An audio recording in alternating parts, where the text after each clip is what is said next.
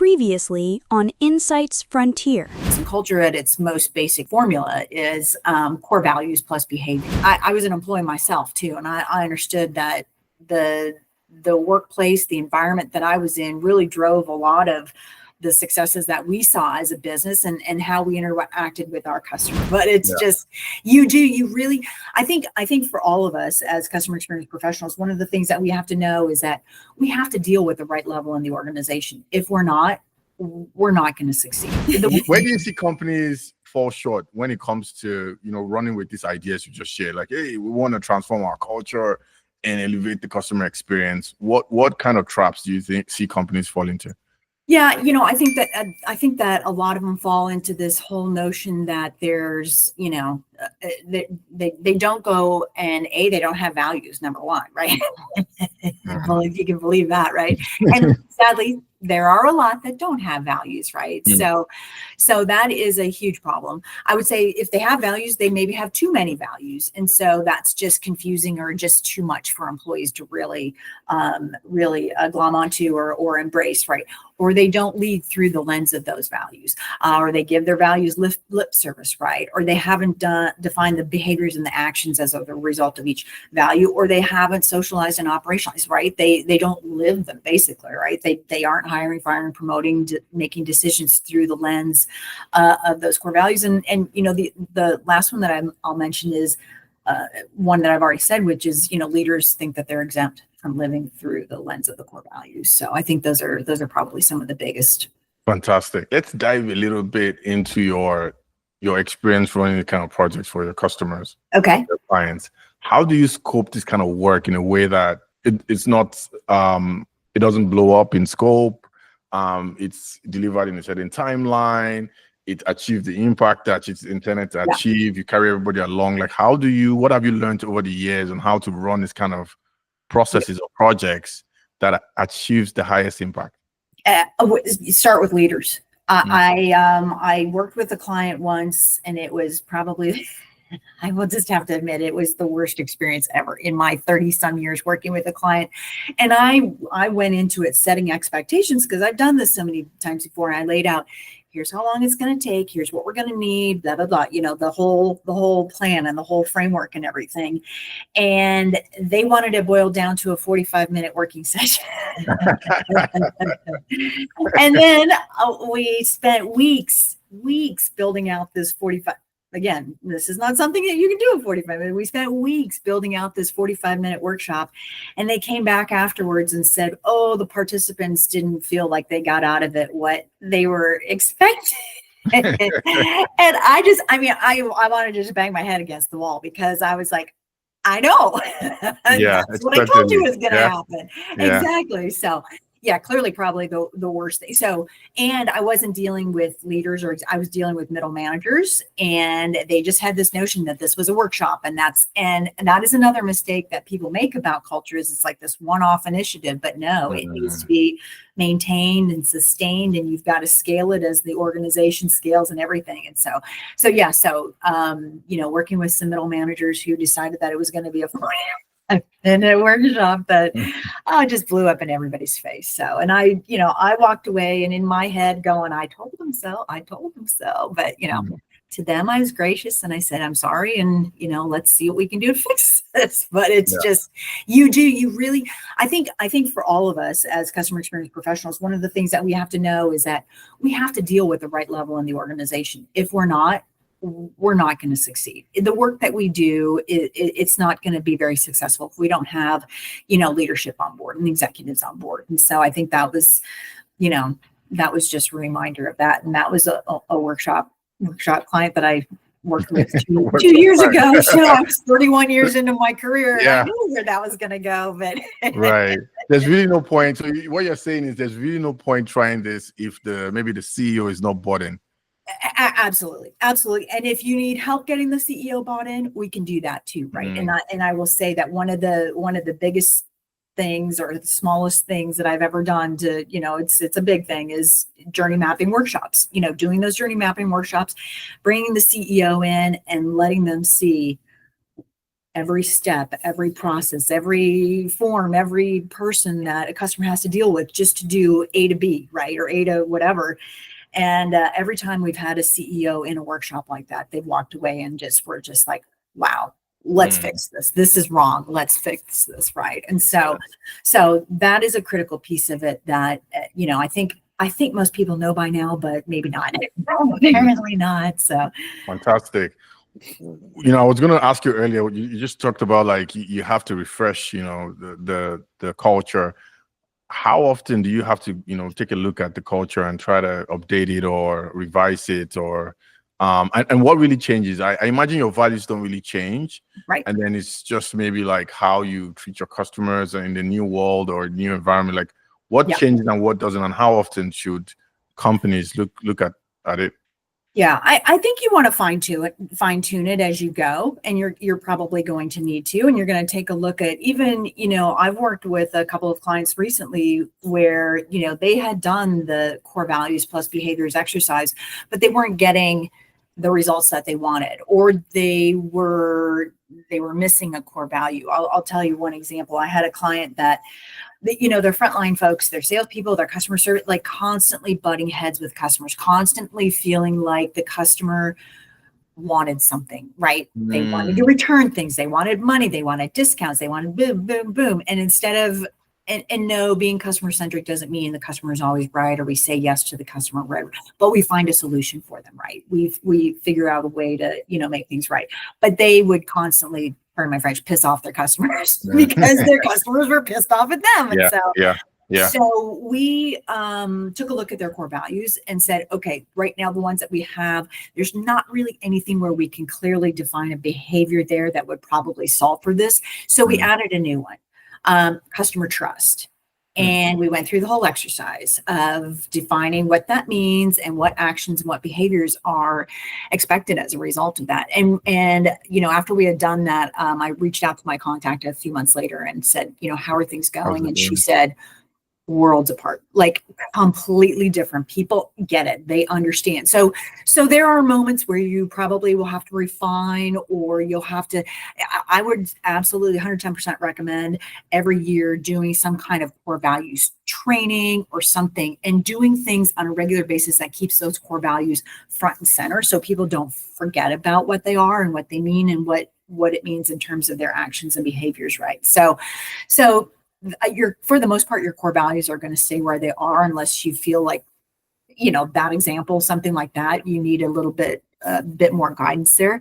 But absolutely want to make sure that you just keep those front and center, and you're going to be, continually training and doing what you need to do to keep the message out there.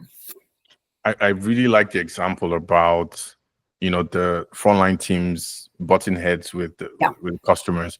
What are the other signs that a team or a business is due for such a refresh? They need to look at how they treat customers, the customer cultures. What kind of signals do you see from the outside or even within the business? Yeah, I'll just use the example of it being a customer-centric organization and a customer-centric culture. And typically what that means is that we don't do anything. I define it as no discussions, no decisions, no designs without bringing in the customer voice, without asking, how's that going to impact the customer? How's that going to make her feel? And when we go and we have conversations, here's a great example. When we go and have conversations with our product team or our engineers or our designers, R&D, and we say, well, what problem does this solve for customers? And they go, oh, I never thought about that. So if you see things like that internally, or you hear things like that internally, then either we're missing something, or we need to train, or we need to have more conversations about these values, or we need to revisit the behaviors that we've got aligned with the values, those kinds of things. And customers feel that too, because you're going to see that customers are going to be frustrated. There's going to be friction points. There's going to be drop in sales or drop in retention because customers don't feel, or you're going to see in your feedback that they feel like a number and not like or people internally are going, that's not my job. That is like the number one thing that you cannot say in a customer-centric organization. That's not my job. It's everybody's job. So if it's not your job, then go figure out whose it is, but keep the chain moving and figure out how you're going to help the customer kind of thing. So those are some of the things that I see that make me go, okay, something's amiss here. So fantastic. You said earlier on the call that, technology isn't culture. Yeah. But where do you think technology plays a role to really help to elevate, or you talked about training a lot as well, train the people, really help the culture permeate across the organization? So I like to say that technology is a tool or a facilitator of the experience, right? Data is at the heart of designing a great experience for your employees and customers, and technology is how we're going to use that data, whether it's analytics or it's orchestration or whatever it is, right? And so technology is an important tool for us, but one of the places that we have to start with the technology is, again, what problem are we trying to solve? And so many times somebody in your organization wants to buy software because, hey, everybody's doing this, or it's same with AI. Hey, everybody's doing this, so we should be doing it, without first going to the employees and saying, hey, what are the friction points here? What problems are you trying to solve that aren't being solved with your current tools and platforms? And what can we do? How can we alleviate some of the pain that you're feeling? And instead, a lot of times what we see instead is leaders coming in and saying, we're doing this. This is the tool you're going to use. This is what everybody else is using. I don't care if it helps you or not, kind of things. And it happens far too often. And it's been happening for a long time, because when I was in the corporate world, it was happening. It was like, why are we using this? And I actually just, not a knock on Salesforce, but I actually was recently working with a client who just brought in Salesforce for their employees. And they were like, why? What am I supposed to do? I didn't get trained. Again, there's another thing too. You don't get trained on it. You're just like, here's some new software. You don't get trained on it. Nobody tells you why, blah, blah, blah, And so that's where, yes, technology is awesome. Tool facilitates the experience for both employees and customers, but we have to just take a step back and look at it and say, well, why do we need this, and what problems can we solve, and all that, right? So that's so contextually relevant with, for my next question, AI. Yes. AI is buzzing everywhere. Everybody's talking about it. I see a lot of customer success teams or experience teams not really just talking about it. They're not really adopting the AI yet. Yeah. But where do you see upside, especially around culture, to really transform teams and transform the customer experience with AI? Well, I think what it helps is for me, in terms of culture, we've got to have a balance between the human and the technology, the human and the AI, right? And that means human in the loop. It means let's use the AI to take care of some of those menial tasks, automate some things, the repetitive things. So we think as a result of that, we're thinking of reducing burnout, employee wellness, those kinds of things. And that speaks to a people-centric organization, right? And so I think that's an important part of it. And so if we use it for the right things, and again, we go back and we say, what problem will this AI solve for us? Then I think that's the right way to go. And then right now, I do think it's really about lifting some of that load off of employees and allowing them to do some of the more value-added work and building relationships with customers and spending more time doing the things that they love to do and feel like they're contributing in a way that's more than resetting passwords every 5 minutes. Have you seen any downsides so far? Downside. Wow. I think we've all heard some of the stories over the years of how it's creepy, and there's a lot of that, where it's doing creepy things, and really it's about brands not setting expectations and not telling people. I've seen chats go awry. Yeah. Those kinds of things where it's like, so again, it's somebody rushed to, implement it and didn't take the time to make sure that you said the word contextually relevant. We have contextually relevant data here to help us make sure that the customer or the employee has a great experience. So fantastic. There's also one thing that I think AI brings to the table, which is around just helping to elevate the performance of your people, coaching, things like that. So if, frontline teams are talking to customers, Are you looking through those calls to identify opportunities for improvement and coaching and things like that? Yep. And so it's not really about replacing the people, Agreed. but really elevating your people and seeing how close they are to your cultural values and what are the opportunities to really help them improve, right? Yeah. And even personalizing the coaching. So it's not, everyone is unique. How do you personalize the feedback to everyone? What are the cultural behaviors you believe that most CX teams should be demonstrating today and going into the near future, given like everything happening in the landscape? Yeah. I think that there's probably some big opportunities for them to really be collaborative. I think that's a huge one. And I think that's a huge core value for a lot of companies is collaboration. Yeah. I think that they need to be adaptive because as we've seen, I think there's so many things that are new and emerging and all of that. And CX leaders and CX professionals need to be thinking about, how will that fit into the work that we're doing rather than saying, okay, we always just do things this way. And that takes me back quite a few years. One of my first client side jobs at Mattel, where I was told, we've done this research this way for 40 years. We don't need to do anything else. And I was coming at it from the perspective, this was in the late 90s. And I was coming at it from the perspective of, hang on a second, the internet is booming right now, and we can get some of our products online, and we can do some of this stuff for kids online, and we can do some research in different ways and blah, blah, blah. And they were like, nah, we've always done it this way. We're only gonna do it this way. And I was like, I'm being adaptive. Absolutely. So Absolutely. I think a big part of it is for them also to, be tech smart, but always humans first, right? I think that's a big thing for customer experience professionals. You mentioned data a few times on this call. Yes. Definitely, you have the expertise, the experience.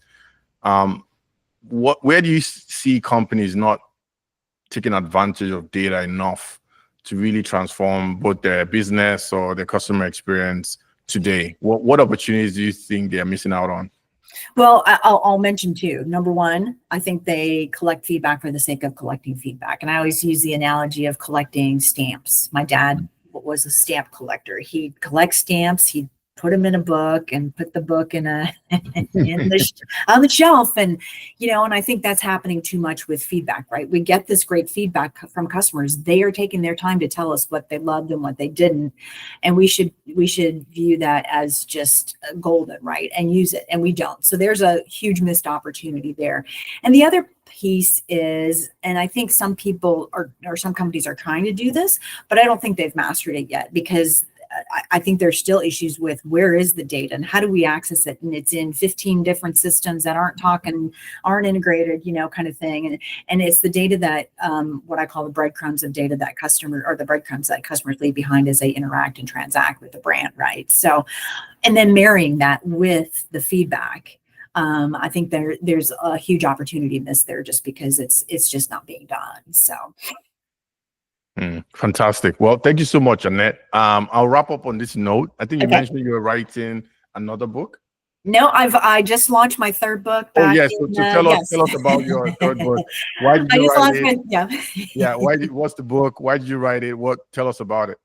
So the first book was Customer Understanding. The second one was Built to Win, which you mentioned, and this third one was Employee Understanding. And it is all about, how do we design and deliver a great employee experience? And it's the three pillars of doing just that, designing a great experience for employees and obviously driving business success. And so the number one is culture, shocking. and I view culture as a precursor for the employee experience. And then number two is insight, which is all about, the data that we just talked about, and then building out employee personas. And then the third one is around empathy, which is both journey mapping and leadership, and how the importance of leadership, empathy, and leaders really caring about employees makes such a huge difference in the employee experience. And I wrote it now because everything that we just talked about too, right? Here we are, for me at least, 30 some years later, where I don't believe that leaders still understand that connection between employee experience and customer experience. So